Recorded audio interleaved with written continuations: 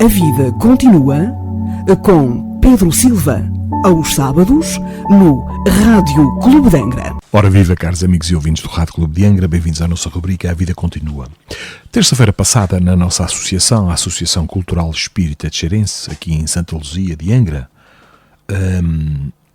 falávamos sobre esta temática extremamente importante, cada vez mais importante para a sociedade, para a humanidade, que é a da família, da importância da família.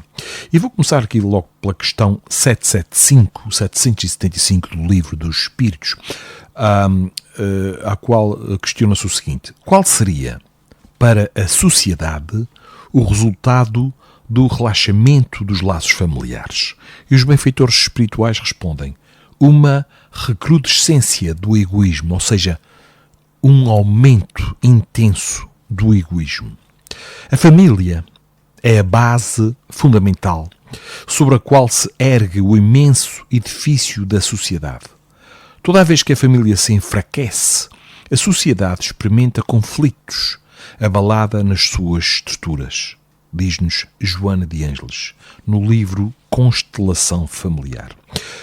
Por desconhecermos a finalidade desta instituição, chamada família, grande parcela da humanidade duvida da sua importância, despreza a sua estrutura e desvaloriza os seus laços consanguíneos e afetivos. Mas a doutrina espírita alargou os nossos horizontes para além da vida física e revelou-nos a vida do espírito imortal.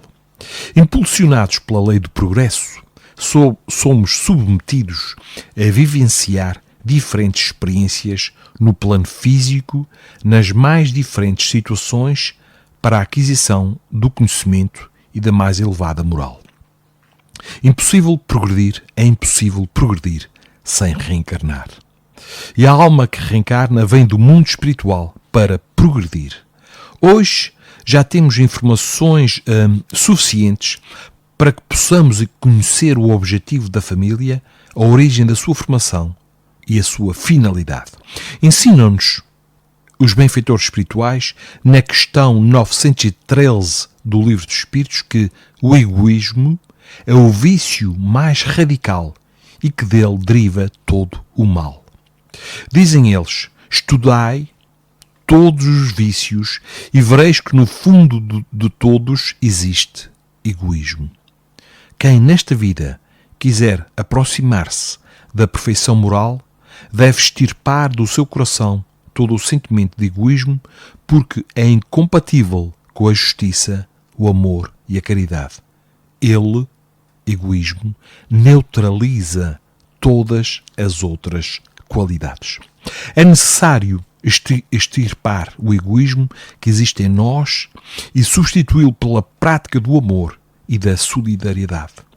Deus, o Pai Nosso, conhecendo profundamente a fragilidade dos seus filhos e os perigos que o egoísmo oferece para o nosso progresso, criou um mecanismo para nos auxiliar a combatê-lo. Deus criou a família, onde a proximidade física e os laços de afetividade trabalham na destruição deste vício. Na busca do progresso e da evolução, indispensável reencarnarmos quantas vezes forem necessárias, e para que este retorno ao mundo material aconteça, necessitamos adquirir um novo corpo físico, que somente será possível através da união de um óvulo com um espermatozoide, dando início à formação do feto que, se desenvolvendo, nos colocará de volta ao palco da vida.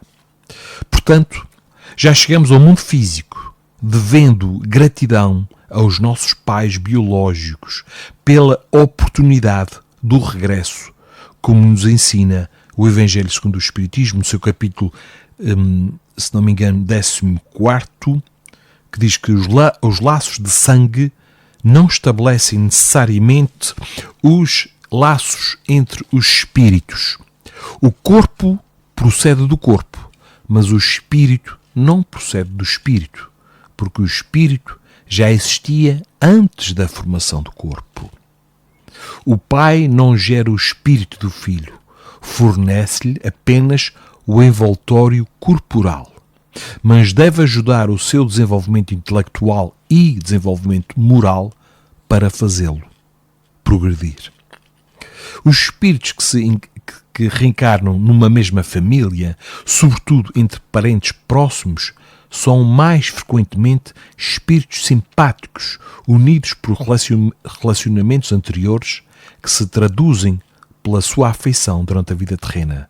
Mas pode ainda acontecer que esses espíritos sejam completamente estranhos uns para com os outros, separados por antipatias igualmente anteriores, que se traduzem também pelo seu antagonismo na Terra, a fim de lhes servir de prova. Concluem que os verdadeiros laços de família não são, pois, os da consanguinidade, mas os da simpatia e da comunhão de pensamentos que unem os espíritos antes, durante e após a sua encarnação. Caros amigos e ouvintes, existem as famílias espirituais e as famílias corporais ou consanguíneas. As espirituais, ligadas pelos laços do espírito, pelas afinidades, são duráveis, fortalecem-se pela depuração, crescimento e evolução dos seres e se reencontram no mundo dos espíritos através de diversas migrações da alma. A misericórdia divina proporciona também o seu reencontro periódico no plano físico. Os seus membros estão ligados pelos laços eternos do amor. As famílias corporais ou consanguíneas, ligadas somente pelos laços corporais, são frágeis como a matéria, e as diferenças e as dificuldades de convivência revelam a necessidade do esforço, da dedicação e do empenho para que possamos transformá-la em extensão da nossa família espiritual. A obrigação de vivermos com os laços consanguíneos faz com que acabemos desenvolvendo os vínculos da afetividade entre espíritos afins ou devedores que se reencontram para que um dia possamos formar a família universal que Jesus mencionou nesta afirmação: um só rebanho, um só pastor. Não existe acaso na criação, e a benfeitora Joana de Ângeles, no mesmo livro que referi há pouco, Constelação Familiar, esclarece logo no primeiro capítulo o seguinte: esse agrupamento familiar não é resultado casual de encontros apressados no mundo físico, havendo ocorrido nas esferas espirituais antes do renascimento orgânico, quando são desenhadas as programações entre os espíritos comprometidos, positiva ou negativamente, para os ajustamentos necessários ao progresso a que todos se encontram submetidos.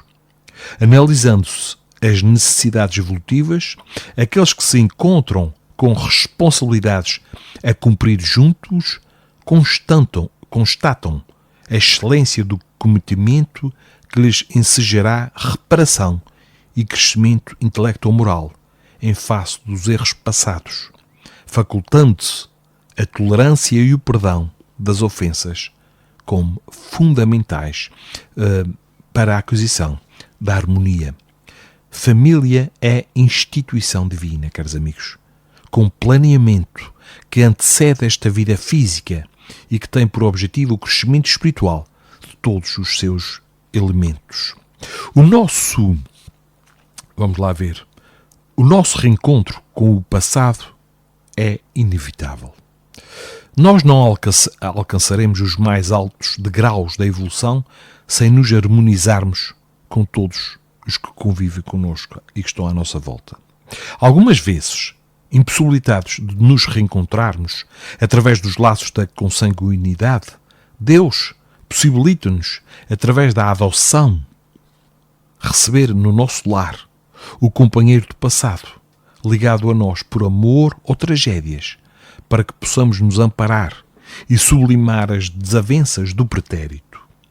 A adoção é um grandioso ato de amor, comprova a fragilidade dos laços consanguíneos e a certeza de que a paternidade e a maternidade do coração são mais vigorosas e Deus jamais nos nega a possibilidade de sermos pais e educadores. Não importa, caros amigos e ouvintes, não importa o lado formal da família, qual a estrutura que ela apresenta neste momento. O que importa realmente é aproveitar a oportunidade de aprendizado que Deus nos oferece através da convivência, que poderá ser de carinho, alegrias com os nossos afetos ou de conquistas futuras com os desafetos do momento presente. Os afetos de hoje serão nossos amores de amanhã. Esta é a grande proposta de Deus para estabelecer na Terra a família universal, a humanidade como unidade pelos laços do respeito e os laços da fraternidade. A família é o meio que Deus criou para que o espírito, algumas vezes até mesmo de forma compulsiva, possa aprender a pensar no outro, a conviver com aquele que é diferente, vivenciar a tolerância e a resignação, exercitar o perdão e assim desenvolver-se mais rapidamente. Atualmente, com estrutura bastante diversificada, a família está a exigir dos seus membros atitudes corajosas de renúncia e dedicação, oferecendo oportunidades grandiosas de revermos relacionamentos e de estendermos o amor e o perdão a todos os que compartilham connosco das quatro paredes do nosso lar. Nos lares atuais encontramos situações delicadas e desafiadoras, onde a dependência química, a violência, as dificuldades financeiras, as doenças, a ingratidão, a solidão, a traição e o desrespeito se incorporam à rotina da família que, quando frágil e desconhecendo o endereço do amor ensinado por Jesus, deixa-se vencer pelo desânimo, abandono, desespero, ódio, culpa, mágoas e revolta. Torna-se urgente, caros amigos, torna-se urgente o despertar do ser para o conhecimento da sua realidade espiritual, para que possa compreender que as situações difíceis, dentro e fora do lar, não são castigos e, portanto, não existem vítimas na criação divina. São situações geradas por nós mesmos, espíritos imortais, em trabalho de aprendizado e evolução. E existe sempre uma finalidade útil para todos os desafios que vivenciamos. As experiências na trajetória física se transformam em lições de sabedoria para tornar mais fácil a ascensão do espírito, para que, inclusive, ele possa ultrapassar os limites do progresso em que se encontra. Todas as aflições poderiam ser vivenciadas dentro de outro clima, caso o amor fosse escolhido como guia e roteiro, porque somente o amor dispõe de recursos valiosos para que possamos enfrentar as situações penosas que se avolumam no nosso caminho. É somente o amor que nos oferecerá os recursos poderosos da paciência, da coragem, da perseverança, do perdão, compreensão e confiança em Deus. A nossa tarefa, caros amigos e ouvintes, mais importante é trabalhar a boa convivência familiar. Na sociedade poderemos ser bons profissionais, ótimos executivos, grandes oradores, pessoas de fama e projeção social, mas se no lar estivermos a dever paciência, a dever perdão, tolerância, respeito, atenção, indulgência, de nada nos valerá a evidência no mundo, pois estaremos a falhar nos nossos maiores compromissos. E nada disso é mais importante do que o sucesso nas nossas relações familiares. E é assim que, neste convívio familiar, vamos sendo obrigados a nos preocuparmos com os nossos próximos mais próximos. Vamos diminuindo o nosso egoísmo, aprendendo a dividir, a repartir, a dar atenção, a conviver com aquele que é diferente de nós e a aceitar as pessoas como elas são. Fora do lar é mais fácil pensarmos somente em nós. Usamos máscaras que favorecem os nossos relacionamentos com as outras pessoas para que possamos ser aceites. Mas, caros amigos, é na intimidade da família que demonstramos os nossos valores morais e quem realmente somos. O lar é a escola que Deus criou. É a grande oficina que Deus criou para que pudéssemos aprender a convivência fraterna, a amar de diferentes formas. Amar como pais, amar como filhos, enteados, irmãos, primos, avós, tios, sogros, sogras, genro, nora, madrasta, padrasto e todos aqueles que a vida traz para perto de nós. Se a família fracassar nesta tarefa de reeducar o espírito que chega, a sociedade sofrerá as consequências trágicas deste fracasso, abalada na sua estrutura e mergulhará no caos. A família é a estrutura da sociedade. É a exportadora de homens e mulheres que formam a nossa sociedade, que constroem o nosso dia-a-dia. É a instituição divina e irá sobreviver heroicamente aos golpes que lhe têm sido desferidos. Jamais desaparecerá da sociedade terrestre, sendo, portanto, urgente a sua valorização, para que dentro dela se eduque o homem renovado pela força poderosa do amor que construirá a nova era, o mundo de regeneração.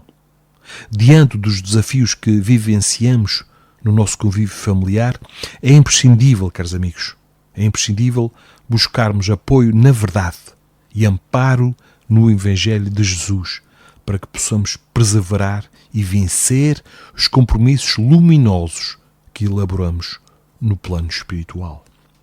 Muitas vezes, visando nobres aprendizados em relação à construção da família universal, solicitamos à providência divina a oportunidade de vivenciarmos a ausência de uma família física para que, desta forma, conseguir adquirir, no exercício da solidariedade e da amizade, os laços de afinidade que nos confortarão o coração, avançando assim para a elevada expressão de caridade, conforme Jesus a pregou e a viveu em todos os momentos, antes e depois do seu desenlace, da sua partida para o lar, para a pátria espiritual.